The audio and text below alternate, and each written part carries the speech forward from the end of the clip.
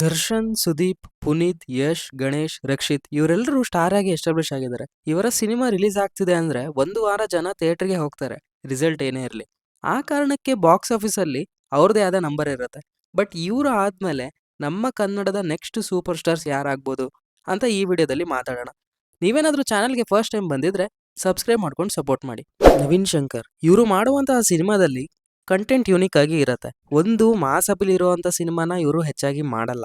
ಮಾಡಿದ್ರೂ ಆ ಪಾತ್ರಕ್ಕೆ ಒಳ್ಳೆ ಡೆಪ್ತ್ ಇದ್ರೆ, ಸಿನಿಮಾದ ಸ್ಕೇಲ್ ದೊಡ್ಡದಾಗಿದ್ರೆ ಮಾಡ್ತಾರೆ ಅಂತ ನನ್ಗನ್ಸುತ್ತೆ. ಯಾಕಂದ್ರೆ ಇವರು ಹೀರೋ ಆಗಿ ಮಾಡಿರೋ ಸಿನಿಮಾಗಳನ್ನ ನೀವು ಅಬ್ಸರ್ವ್ ಮಾಡಿದ್ರೆ ಈಗಿನ ಟ್ರೆಂಡ್ ಏನಿದೆ, ಸಿನಿಮಾಗಳು ಯಾವ ತರ ಬರ್ತಾ ಇದಾವೆ ಅಂಡ್ ನಾವು ಯಾವ ತರ ಸಿನಿಮಾ ಮಾಡಿದ್ರೆ ರೀಚ್ ಆಗ್ಬೋದು ಅನ್ನೋ ಕ್ಲಾರಿಟಿ ಇವರಿಗೆ ಇದೆ. ಇವರು ಮಾಡುವಂತ ಸಿನಿಮಾಗಳು ಈಗ ಅಷ್ಟು ಫೇಮಸ್ ಆಗದೆ ಇರ್ಬೋದು, ಬಟ್ ಹೀಗೆ ಸಿನಿಮಾ ಮಾಡ್ಕೋತಾ ಹೋದ್ರೆ ಇವರು ನಮ್ಮ ಕನ್ನಡ ಇಂಡಸ್ಟ್ರಿಗೆ ಸೂಪರ್ ಸ್ಟಾರ್ ಆಗೋದು ಗ್ಯಾರಂಟಿ. ಸಲಾರ್ 2 ಬಂದ್ಮೇಲೆ ಇವರು ಯಾವ ತರ ಸಿನಿಮಾ ಸೆಲೆಕ್ಟ್ ಮಾಡ್ತಾರೆ ಅಂತ ಕಾದು ನೋಡ್ಬೇಕು. ಧನ್ವೀರ್ ಇವ್ರಿಗೆ ಮಾಸ್ ಆಡಿಯನ್ಸ್ ಸ್ವಲ್ಪ ಇದ್ದಾರೆ. ದರ್ಶನ್ ಫ್ಯಾನ್ಸ್ ಸಪೋರ್ಟ್ ಇವ್ರಿಗೆ ಇದೆ.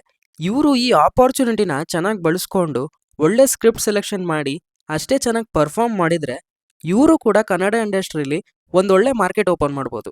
ಯುವ ರಾಜ್ಕುಮಾರ್ ಹಾಗೂ ಈ ವಿನಯ್ ರಾಜ್ಕುಮಾರ್ ಇವ್ರಿಗೆ ಅಡ್ವಾಂಟೇಜು ಇರುತ್ತೆ, ಡಿಸ್ಅಡ್ವಾಂಟೇಜು ಇರುತ್ತೆ. ಯಾಕಂದ್ರೆ ಇವರು ಸಿನಿಮಾ ಮಾಡ್ತಾ ಇದ್ದಾರೆ ಅಂದ್ರೆ ಜನಕ್ಕೆ ತುಂಬಾ ಎಕ್ಸ್ಪೆಕ್ಟೇಷನ್ ಇರುತ್ತೆ. ಇವರು ತುಂಬಾ ದೊಡ್ಡ ಫ್ಯಾಮಿಲಿಯಿಂದ ಬರ್ತಾ ಇರ್ತಾರೆ, ಅವ್ರಿಗೆ ಆದ ಪ್ರೆಷರ್ ಇರುತ್ತೆ. ಬಟ್ ಅಡ್ವಾಂಟೇಜ್ ಏನಂದ್ರೆ ಜನ ಇವರು ಸಿನಿಮಾ ಮಾಡಿದ್ದಾರೆ ಅಂದ್ರೆ ಥಿಯೇಟರ್ಗೆ ಬರ್ತಾರೆ. ಕಂಟೆಂಟ್ ಚೆನ್ನಾಗಿದ್ರೆ ಸಿನಿಮಾ ರೀಚ್ ಆಗತ್ತೆ. ಎಕ್ಕ ಸಿನಿಮಾ ಹೇಗೆ ಹೋಗುತ್ತೆ ಅಂತ ಕಾದು ನೋಡ್ಬೇಕು. ವಿನಯ್ ರಾಜ್ಕುಮಾರ್ ಇವ್ರ ಬಗ್ಗೆ ಹೇಳಬೇಕು ಅಂದ್ರೆ ಇವರ ಸ್ಕ್ರಿಪ್ಟ್ ಸೆಲೆಕ್ಷನ್ ಚೆನ್ನಾಗಿದೆ. ನೀವು ಅಬ್ಸರ್ವ್ ಮಾಡಿ ನೋಡಿ, ಯಾವಾಗ್ಲೂ ಡಿಫ್ರೆಂಟ್ ಜಾನರ್ಲಿ ಸಿನಿಮಾ ಮಾಡಕ್ ಟ್ರೈ ಮಾಡ್ತಾ ಇರ್ತಾರೆ. ಬಟ್ ಯಾವ ಸಿನಿಮಾನು ಸರಿಯಾದ ಹಿಟ್ ಕೊಟ್ಟಿಲ್ಲ. ಹಾಗಾಗಿ ಎಷ್ಟು ಸಿನಿಮಾ ಮಾಡಿದ್ರು ಒಬ್ಬ ವೆಲ್ ಎಸ್ಟಾಬ್ಲಿಷ್ ಸ್ಟಾರ್ ಆಗಕ್ಕಾಗಿಲ್ಲ. ಆ ಒಂದು ಬ್ರೇಕ್ ಥ್ರೂ ಇವರಿಗೆ ಸಿಕ್ಕರೆ ಇವರು ಕೂಡ ಕನ್ನಡ ಇಂಡಸ್ಟ್ರಿನ ರೆಪ್ರೆಸೆಂಟ್ ಮಾಡೋ ತರ ಆಕ್ಟರ್ ಆಗ್ಬೋದು. ಸಂಚಿತ್ ಸಂಜೀವ್ ಇವರು ಸುದೀಪ್ ಅವರ ಫ್ಯಾಮಿಲಿಯಿಂದ ಬಂದಿದ್ದಾರೆ. ಮಾಡ್ತಿರೋ ಮೊದಲನೇ ಸಿನಿಮಾನೇ ತುಂಬಾ ಎಕ್ಸ್ಪೆಕ್ಟೇಷನ್ ಕ್ರಿಯೇಟ್ ಮಾಡಿದೆ. ಅಂಡ್ ಇವರು ಸುದೀಪ್ ಅವರ ಮಾಣಿಕ್ಯ ಸಿನಿಮಾದಲ್ಲಿ ಹಾಗೂ ಇನ್ನು ಕೆಲವು ಸಿನಿಮಾದಲ್ಲಿ ಅಸಿಸ್ಟೆಂಟ್ ಡೈರೆಕ್ಟರ್ ಆಗಿ ವರ್ಕ್ ಮಾಡಿದ್ದಾರೆ. ಈಗ KRG ಸ್ಟುಡಿಯೋಸ್ ಅಂಡರ್ ಸಿನಿಮಾ ಮಾಡ್ತಾ ಇದ್ದಾರೆ. ನೋಡ್ಬೇಕು ಈ ಸಿನಿಮಾ ಹೇಗೆ ವರ್ಕ್ ಆಗುತ್ತೆ ಅಂತ. ಇವರನ್ನ ಈ ಲಿಸ್ಟ್ ಅಲ್ಲಿ ಸೇರಿಸಬಹುದು ಅಂತ ನನ್ಗನ್ಸುತ್ತೆ. ನಿಮ್ಮ ಒಪಿನಿಯನ್ ಏನು ಅಂತ ಕಮೆಂಟ್ ಬಾಕ್ಸ್ ಅಲ್ಲಿ ತಿಳಿಸಿ. ಡಾರ್ಲಿಂಗ್ ಕೃಷ್ಣ ಇವರು ಕೂಡ ಇನಿಷಿಯಲಿ ಒಂದು ಹಿಟ್ ಸಿನಿಮಾ ಕೊಡೋಕೆ ತುಂಬಾ ಕಷ್ಟಪಟ್ಟಿದ್ದಾರೆ. ಬಟ್ ಈಗ ಇವರು ಕನ್ಸಿಸ್ಟೆಂಟ್ ಆಗಿ ಸಿನಿಮಾಗಳನ್ನ ಮಾಡ್ತಾ ಇದ್ದಾರೆ. ಲವ್ ಮಾಕ್ಟೆಲ್ ಸಿನಿಮಾ ಇವರೇ ಆಕ್ಟ್ ಮಾಡಿ ಡೈರೆಕ್ಟ್ ಮಾಡಿದ್ರು. ಅದು ಎಷ್ಟು ರೀಚ್ ಆಯ್ತು ಅಂತ ನಿಮಗೆ ಗೊತ್ತಿದೆ. ನಾನಿಲ್ಲಿ ಹೇಳ್ತಿರೋದೇನಂದ್ರೆ ಇವರ ಸಿನಿಮಾ ಚೆನ್ನಾಗಿದೆ ಅಂತ ಗೊತ್ತಾದ್ರೆ ಥಿಯೇಟರ್ಗೆ ಹೋಗಿ ನೋಡೋ ಆಡಿಯನ್ಸ್ ಇದ್ದಾರೆ. ಸೊ ಇವರು ಸಿನಿಮಾಗಳನ್ನ ಚೆನ್ನಾಗಿ ಮಾಡಿದ್ರೆ ಇವರು ಕೂಡ ವೆಲ್ ಎಸ್ಟಾಬ್ಲಿಷ್ಡ್ ಆಕ್ಟರ್ ಆಗ್ಬೋದು. ವಿರಾಟ್ ಇವರ ರೀಸೆಂಟ್ ಸಿನಿಮಾ ರಾಯಲ್ ನೋಡಿ ಇವ್ರಿಗೂ ಕೂಡ ಒಂದು ಕಮರ್ಷಿಯಲ್ ಹೀರೋ ಆಗೋ ಎಲ್ಲಾ ಕ್ವಾಲಿಟೀಸ್ ಇದೆ ಅಂತ ಅನಿಸ್ತು.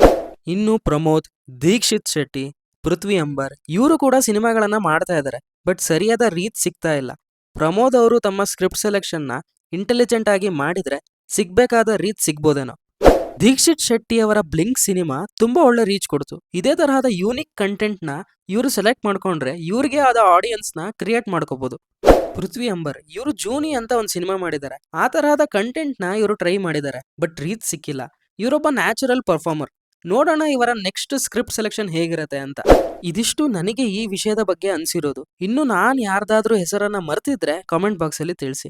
ಚಾನಲ್ಗೆ ವಿಸಿಟ್ ಮಾಡಿ, ಬೇರೆ ಕಂಟೆಂಟ್ ನ ನೋಡಿ, ಇಷ್ಟ ಆದ್ರೆ ಸಬ್ಸ್ಕ್ರೈಬ್ ಮಾಡ್ಕೊಂಡು ಸಪೋರ್ಟ್ ಮಾಡಿ.